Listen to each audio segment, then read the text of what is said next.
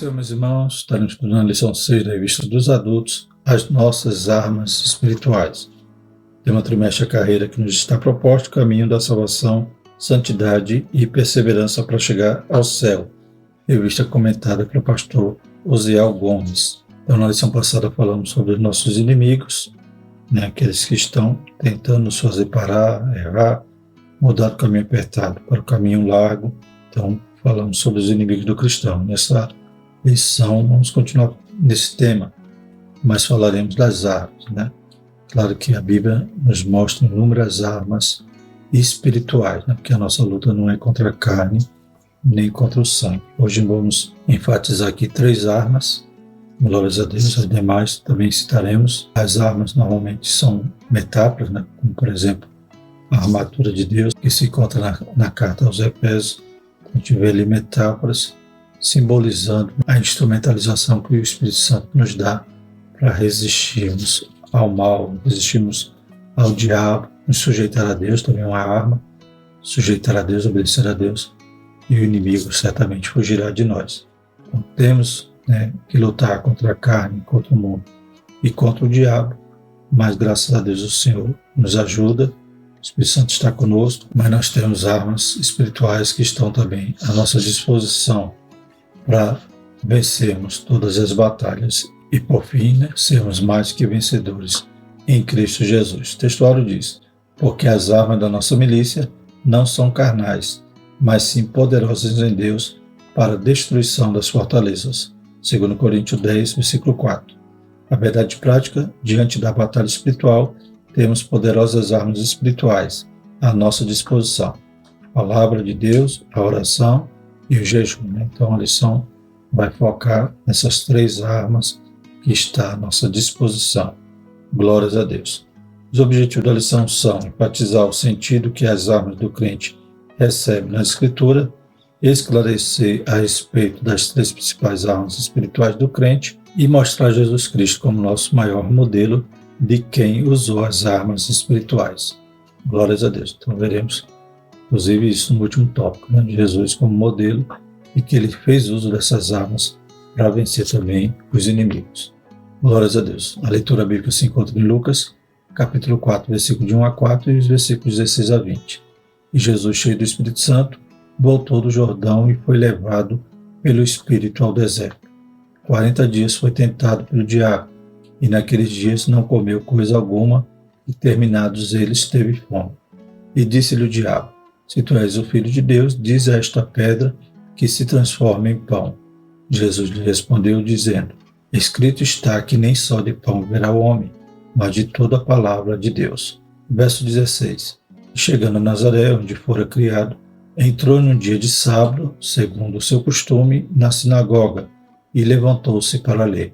E foi-lhe dado o livro do profeta Isaías, e quando abriu o livro, achou o lugar em que estava escrito: o Espírito do Senhor é sobre mim, pois que me ungiu para evangelizar os pobres, enviou-me a curar os quebrantados de coração, e a pregoar a liberdade aos cativos e dar vista aos cegos, e pôr em liberdade o oprimido e anunciar o ano aceitável do Senhor. Encerrando o livro, tornando a dá-lo ao ministro, assentou-se, e os olhos de todos na sinagoga estavam fixos nele. Glória a Deus, Então, Jesus usava a palavra, combateu ali a tentação de Satanás através do conhecimento que ele tinha da palavra e, aleluia, aqui nesse finalzinho dessa outra perícope, mostra que a palavra se cumpre. Glórias a Deus. O que ele estava fazendo aquele dia na sinagoga era cumprimento da palavra, demonstrando ali o princípio do seu ministério. Glórias a Deus. A introdução da nossa lição diz o seguinte: na lição anterior estudamos a respeito de 3 opositores que se mostram como um obstáculo de nossa jornada, o diabo, a carne e o mundo. Nesta lição enfatizaremos 3 armas, isto é, recursos espirituais em que todo crente precisa lançar mão diante dos obstáculos da jornada: a palavra de Deus, a oração e o jejum. Desde o início de nosso andar com Cristo, estamos diante de uma batalha espiritual que só terá fim com o arrebatamento da igreja para o céu. Então, a gente está estudando durante o trimestre essa jornada. Como vimos, há os opositores durante o percurso. Glórias a Deus. E para vencermos, né, nós temos essas 3 armas ao nosso alcance que podemos então fazer uso delas, né? Então, desde o começo, desde o novo convertido, é por isso que a gente aprende a palavra, estudamos na EBD, os cultos de doutrina, cultos de ensino, aleluia, e a palavra vai nos edificando, nos tornando mais forte. Aleluia. Aquele que não gosta de ler a palavra, que não é aluno de escola dominical, ele está na mercê do inimigo, está frágil, e qualquer vento de doutrina pode abalar a sua fé ou movê-lo da sua posição, né? Então, às vezes acredita em profecia, né, em especulações, que alguém grava um vídeo na internet, um áudio com mensagens que fogem realmente de uma mensagem bíblica, uma mensagem cristocêntrica. As pessoas estão com a defesa baixa, né, com uma enfermidade, né? Se você estiver com a imunidade baixa, acaba adoecendo. Então, a palavra a gente já vê que ela nos edifica, nos alimenta e nos fortalece. Podemos também vencer o diabo quando vir trazer uma palavra distorcida, como Satanás fez com Jesus. E também, desde o começo da fé, a gente aprende a orar e a importância do jejum, né? São armas necessárias para a nossa jornada e para vencer esses opositores. Primeiro tópico, as armas do crente. Primeiro subtópico, as armas. De modo geral, podemos classificar as armas como instrumentos de ataque e de defesa. Nas escrituras, os principais instrumentos de ataque são espada, 1 Samuel 17:45, que mostra como Davi, né, vai enfrentar ali com Golias, né? Ele diz: tu vens a mim com espada e com lança e com escudo, porém eu venho a ti em nome do Senhor dos Exércitos, o Deus dos Exércitos de Israel, a quem afrontaste, né? Então, a espada era uma arma usada ali e é um dos principais instrumentos de ataque, tal como a vara na mão do pastor, né, pode ali afugentar o leão, o osso, né, a funda, né, que Davi usou para matar ali o gigante, arco e flecha, que na referência aqui fala de quando Eliseu diz ao rei de Israel, né, para lançar as flechas, e a quantidade de flechas que ele lança, né, seria os ataques que ele iria ser bem sucedido, né, contra o inimigo. Lança, né, Josué 8:18, que era mais uma arma de ataque, né, aqui no momento que Josué vai combater contra a cidade de Ai. O dardo, nessa referência quando Joabe mata Absalão, né, com esses dardos. E também há as armas de defesa, que são o escudo, né, Efésios 6:16, já traz uma referência de uma arma espiritual, porque aqui também estamos falando de armas literais, né, que eram usadas no Antigo Testamento. Capacete, 1 Samuel 17:5, couraça, 1 Samuel 17:5 e caneleiras, 1 Samuel 17:6, que vai falar daqui da indumentária, né, da armadura ali de Golias. Essas armas eram usadas pelos exércitos antigos, bem como pelo exército de Israel, com a diferença de que este era instado a colocar sua confiança no Senhor. Salmo 27. Então, todos os exércitos usavam essas armas, mas Israel, além dessas armas, eles não eram para confiar somente nisto, mas confiar no Senhor, como o próprio Davi, né, que disse que o gigante vinha até ele, né, com escudo, com lanças, mas ele ia em nome do Senhor dos Exércitos, do Deus dos Exércitos de Israel, a quem Golias estava afrontando. E nesse salmo diz: uns confiam em carros, outros em cavalos, mas nós faremos menção ao nome do Senhor dos Exércitos. E quantas vezes Israel venceu batalhas que eram impossíveis, né, deles vencerem com o próprio braço, né? Situações que enfrentavam 1 milhão de soldados, né? Mas eles confiavam no Senhor e o Senhor dava vitória, louvado seja o nome do Senhor. Entretanto, para os cristãos, armas aqui têm um sentido metafórico, pois nosso combate não é de corpo a corpo com outra pessoa, mas contra o mal encabeçado pelo diabo e seus demônios, que se vale do mundo e da carne. Então, a nossa luta não é contra a carne e o sangue, né, mas contra as potestades, ou seja, contra esse príncipe dos demônios que é Satanás, ou seja, todo o seu exército vem contra nós de forma espiritual ou se valendo do mundo, né, através de leis, através da cultura, ou da própria carne, através da tentação, né, da concupiscência dos olhos, da soberba da vida, ou da concupiscência da carne. Então nós temos que nos depender de tudo isso com armas espirituais. Glórias a Deus. Então não adianta bater em ninguém e nem pensar que vamos guerrear como havia as guerras ali no Antigo Testamento, que ali era um contexto próprio. Eles tinham que tomar aquela terra, tinham que ser vara de Deus, né? Deus estava julgando aquelas nações, usando Israel, então havia guerras, né? E havia toda aquela situação física, né? Realmente estava ali em combates físicos. Mas a nossa luta não é contra a carne nem contra o sangue, e as nossas armas também não são literais, mas são de forma metafórica, né? Pois, embora tenha todo esse aspecto de escudo, espada, mas são espirituais, são armas poderosas, como vimos aqui no nosso textuário, né? Porque as armas da nossa milícia não são carnais, mas sim poderosas em Deus para a destruição das fortalezas, né? Milícia que vem dessa questão militar, né?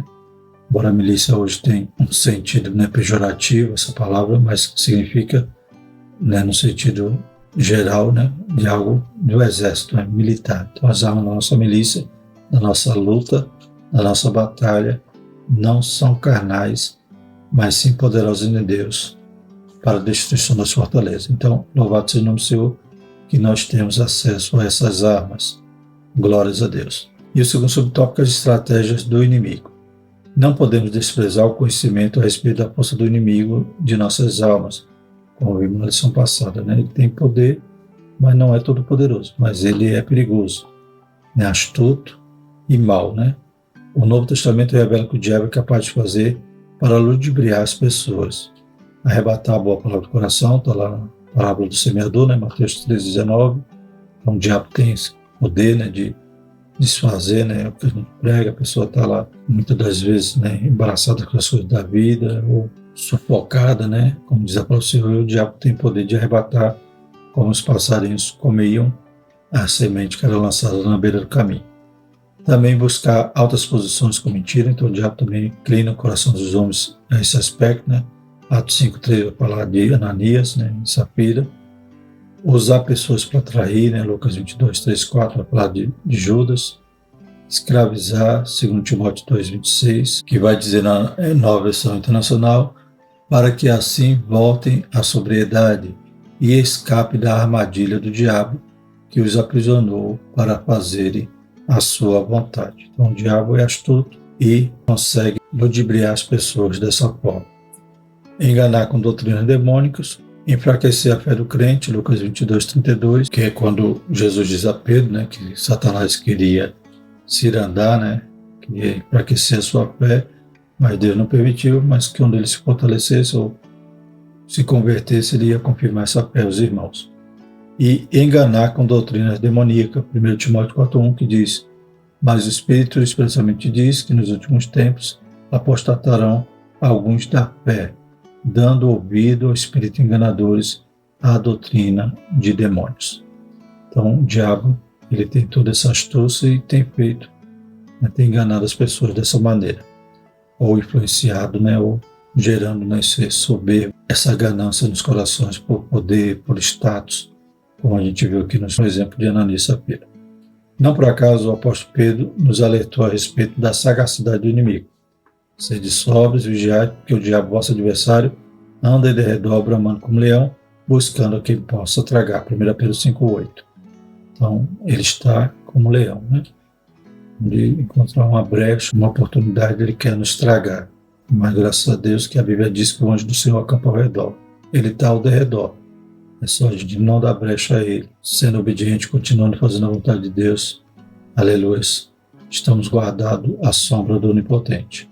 Terceiro subtópico, o chefe de toda a força do mal. O apóstolo Paulo escreve claramente que o diabo é o chefe de todos os poderes das trevas que batalham contra nós. Efésios 6,11, Romanos 13,12. Até mesmo o apóstolo dos gentios foi por vezes impedido pelo inimigo por meio de instrumentos humanos. 1 Tessalonicenses 2,18, que diz: por isso bem quisemos uma e outra vez ir ter convosco, pelo menos eu, Paulo, mas Satanás nolo impediu, né? Então o inimigo usava alguém e acabava empatando de Paulo né, e ali ter com os Tessalonicenses. Essa é uma das razões que o apóstolo cunha Satanás como príncipe da potestade do ar, Efésios 2:2, destacando ainda sua força e autoridade na hierarquia do mal.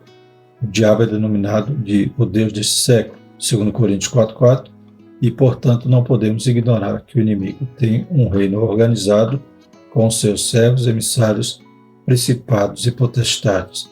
Lucas 11:17-22. O inimigo tem poder, tem autoridade sobre os seus súditos, né, seus servos, o demônio, as pessoas que se emprestam para fazer a sua vontade. Então é um reino organizado. Por isso precisamos de armas para poder combater, para que o resistamos, para que sujeitemos a Deus e por fim o diabo fuja de nós. Vamos falar então sobre essas armas. Segundo tópico, as 3 armas espirituais do cristão. Então vimos aqui no primeiro tópico que nós somos carentes dessas armas. E vamos ver agora quais são. Primeiro subtópico, a palavra de Deus. O Senhor Jesus disse que não vivemos apenas de pão, mas de toda a palavra de Deus. Mateus 4:4, né?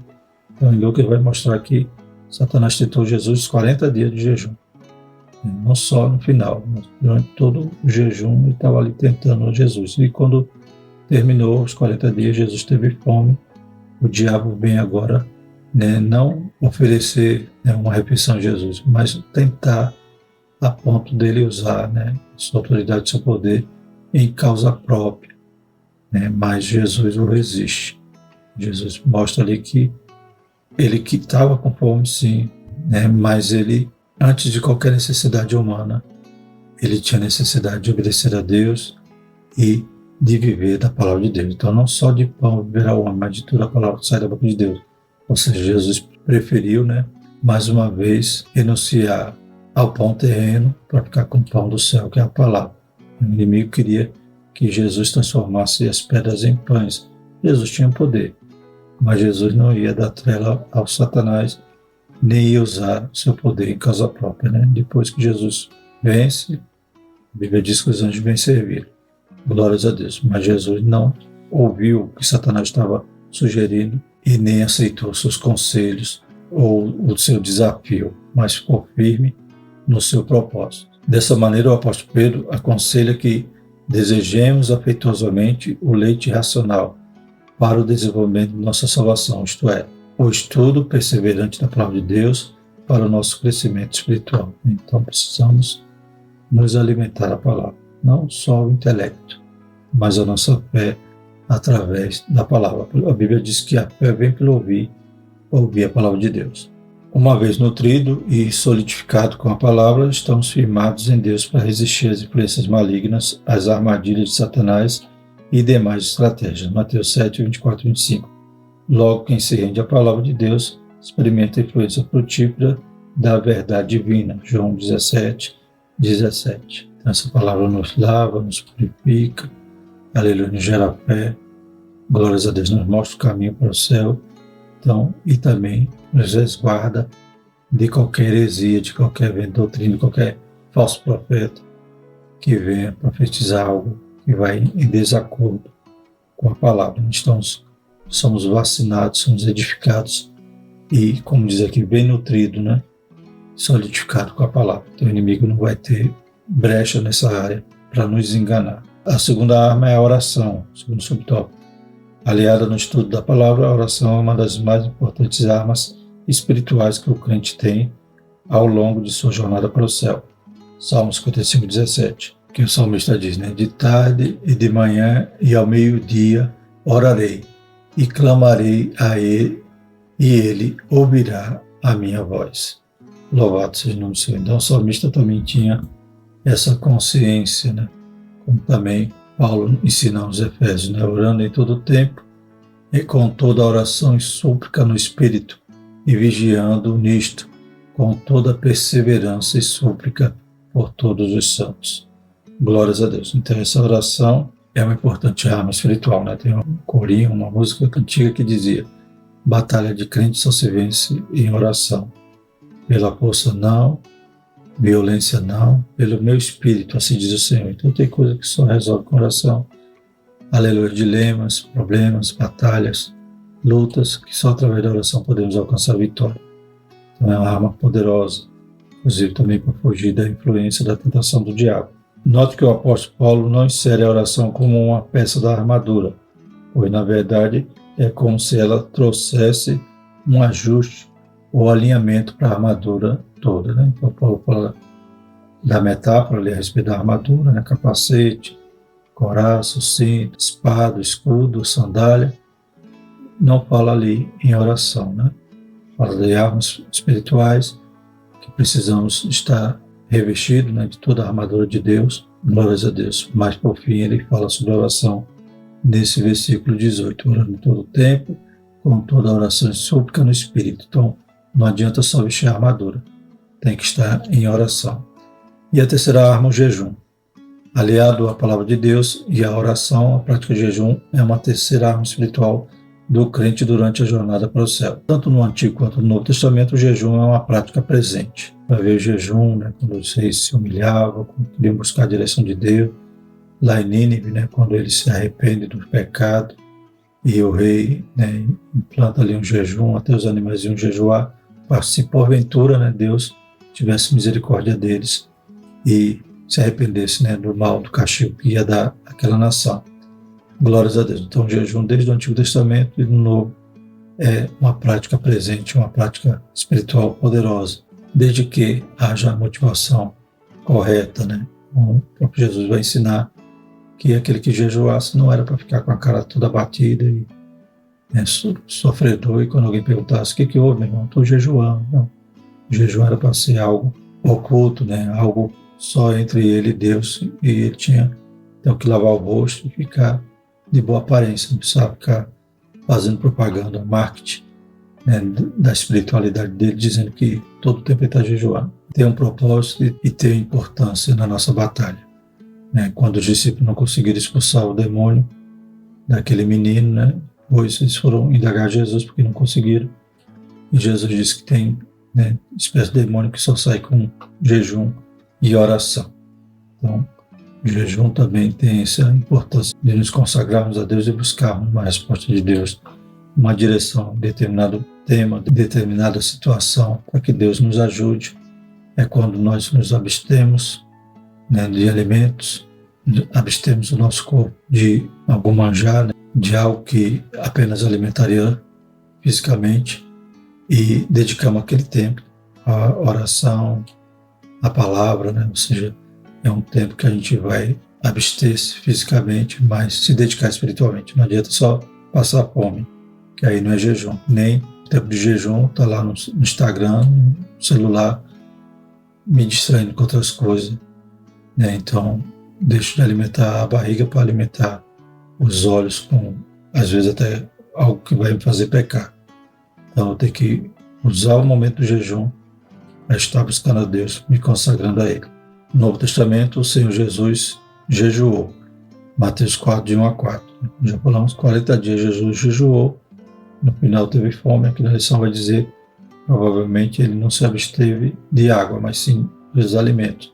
Também aqui é uma suposição. Ele também disse que os seus discípulos também o fariam. Mateus 9, 14 a 17, Lucas 5, 33 a 39.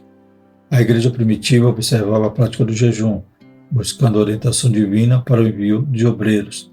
Está lá em Atos 13, 2 a 13. Né? Então eles jejuavam, oravam, né, quando o Espírito Santo fala com a igreja para enviar Paulo e Barnabé para a obra missionária. O apóstolo Paulo também jejuava por ocasião de seu ministério, segundo Coríntios 6, 5 e 11, 27. Segundo Coríntios 6, 5 vai dizer, nos açoites, nas prisões, nos tumultos, nos trabalhos, nas vigílias, nos jejuns.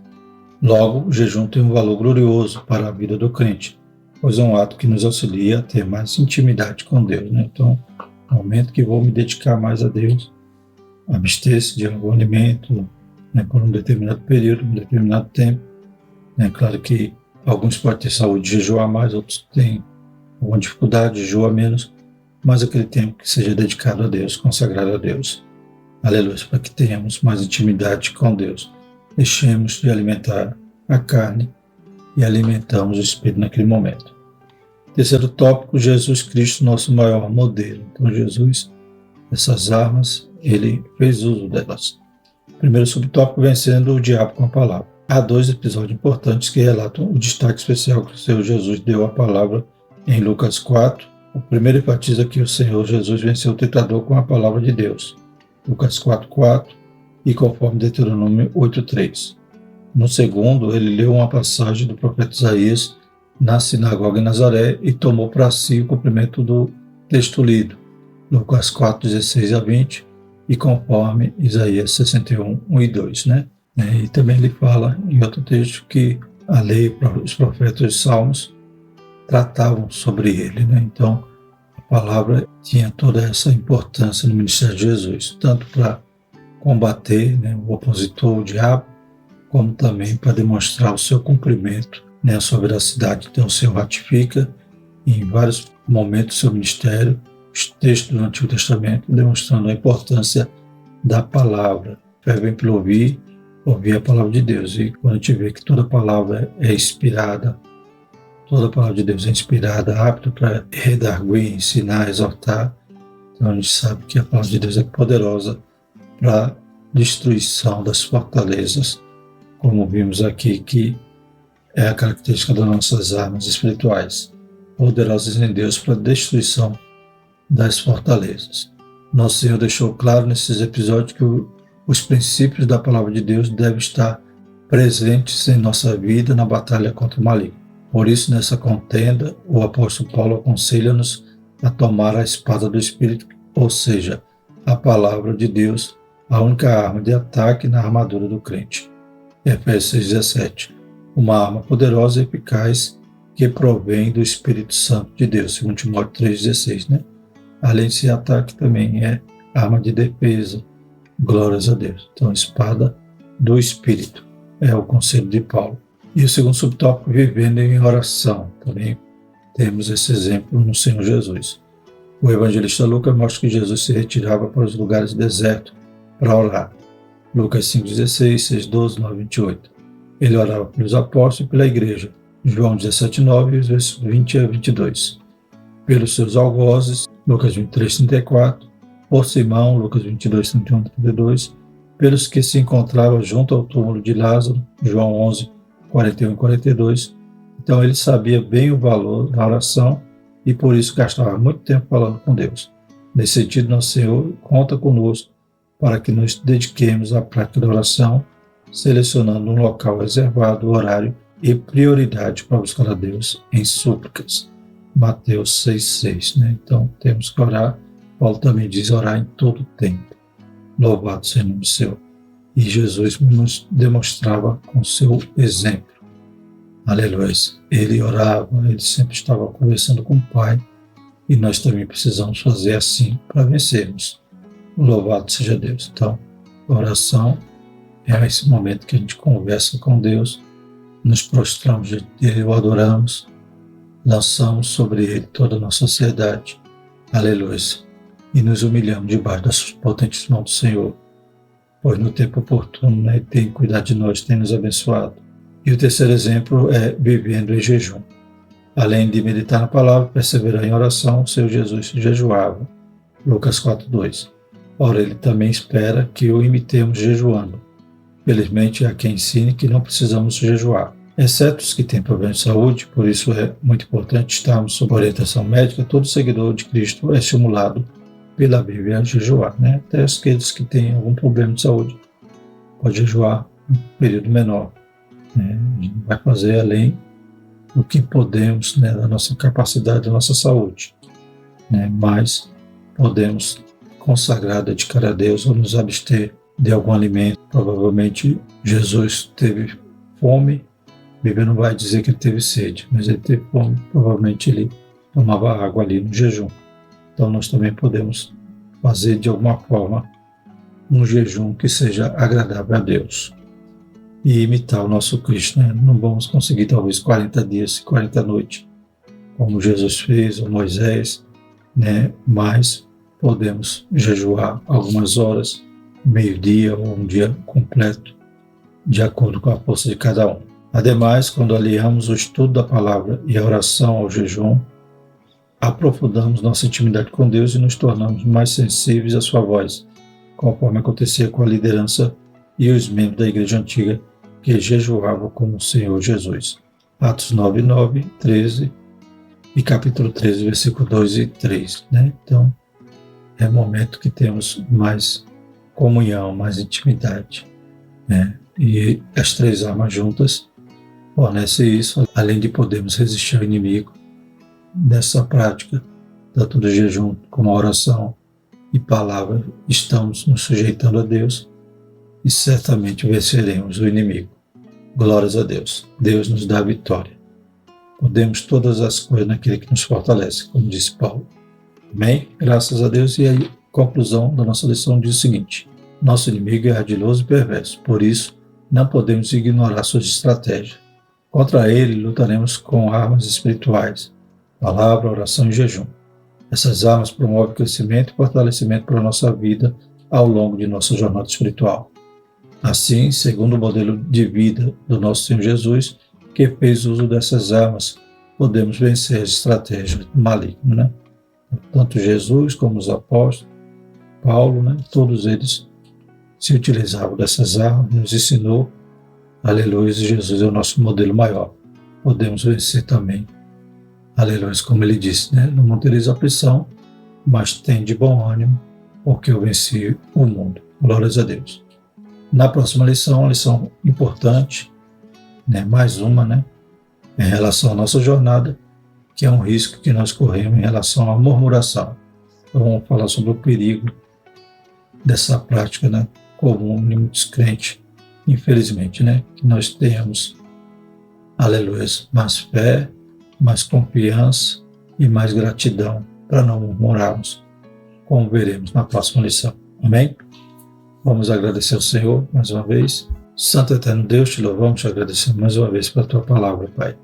Que possa, Pai, aleluia, produzir, Senhor Jesus, aleluia, despertar na tua igreja. Possamos estar, aleluia, cumprindo, Senhor Jesus, essas disciplinas espirituais, Pai, fazendo uso dessas armas para vencermos toda a batalha, todo inimigo, todo opositor, Pai, que tenta, aleluia, nos fazer parar a nossa jornada.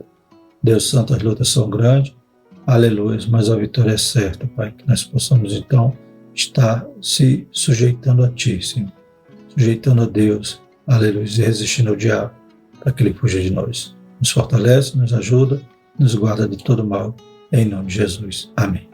Que a graça do nosso Senhor Jesus Cristo, o amor de Deus e a comunhão do Espírito Santo permaneça sobre nós, hoje e sempre. Amém.